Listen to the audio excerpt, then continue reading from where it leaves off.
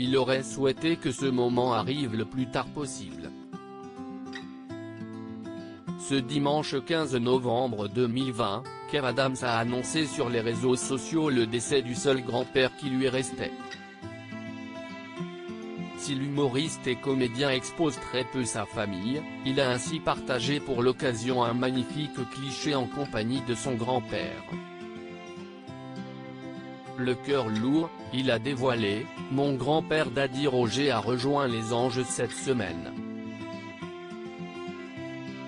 Il a été pour moi un exemple de gentillesse, de classe, de générosité, d'humour et d'amour. Tous ceux qui l'ont un jour croisé savent à quel point il était spécial. Un homme rare. Je t'aime Daddy. À bientôt. Paix à ton âme. » Dans une vidéo, il a également démontré que l'humour était de famille. On peut ainsi entendre Roger dire face à la caméra « Je dis que je suis allé voir ton dernier film Amsterdam, qui m'a beaucoup plu. J'aimerais être à ta place. » Alors que son petit-fils lui avait demandé pourquoi, il avait alors répondu « Pour pêcher de la meuf ». Le 17 avril 2018, CIST à l'occasion d'une séquence intitulée Le rideau de l'amour que Cyril Hanouna avait fait une surprise de taille à Kev Adams en faisant venir sur le plateau de Touche pas à mon poste, son grand-père. Ému, l'humoriste et comédien avait confié en tenant par l'épaule son Daddy Roger, pour clôturer cette émission dans l'amour. CIST le seul grand-père qu'il me reste. CIST une bombe, il est gentil, il est intelligent, il est beau. Il est un exemple pour toute la France.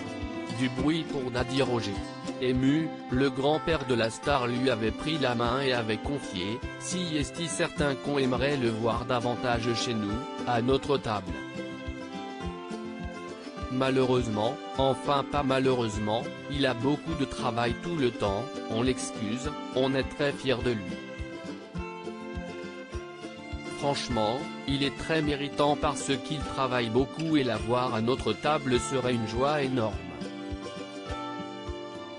L'hommage de Kev Adams à son autre grand-père quelques années plus tôt, CIST à l'âge de 13 ans que l'humoriste avait perdu son grand-père maternel dont il était également très proche.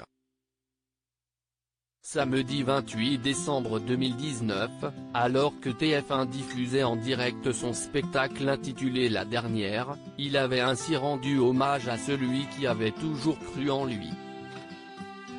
Il avait ainsi expliqué « Quand j'ai commencé à rêver de ce métier, j'étais très jeune, je devais avoir 6 ou 7 ans.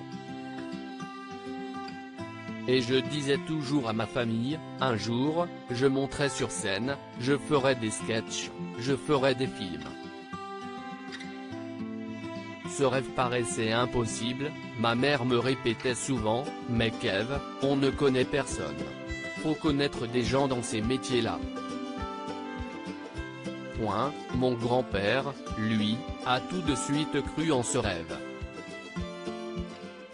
Il m'a pris sous son aile, il a commencé à me montrer les premiers sketchs de Lukaku, les premiers films de Charlie Chaplin.